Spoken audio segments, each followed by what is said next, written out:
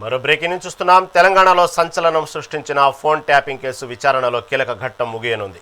Supreme court ఆదేశాల మేరకు గత 2 వారాలుగా ఇంటెలిజెన్స్ మాజీ చీఫ్ ప్రభాకర్ రావును విచారిస్తున్న సిట్ అధికారులు నేటితో ఆ ప్రక్రియను పూర్తి చేయనున్నారు.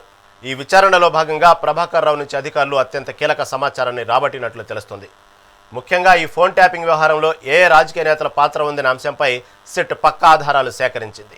ఈ కేసులో లభించిన ఒక పెన్ డ్రైవ్ ఇప్పుడు దర్యాప్తులో అత్యంత కీలకమైన మలుపుగా మారింది. ప్రభాకర్ రావు వెల్లడించిన అంశాలు మరియు సేకరించిన ఆధారాలతో ఈ కేసు మరిన్ని మలుపులు తిరిగే అవకాశం కనిపిస్తోంది.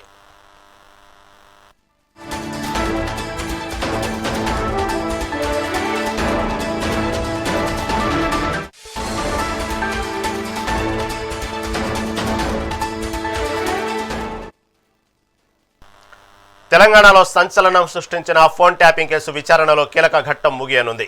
సుప్రీంకోర్టు ఆదేశాల మేరకు గత 2 వారాలుగా ఇంటెలిజెన్స్ మాజీ చీఫ్ ప్రభాకర్ రావును విచారిస్తున్న సిట్ అధికారులు నేటితో ఆ ప్రక్రియను పూర్తి చేయనున్నారు.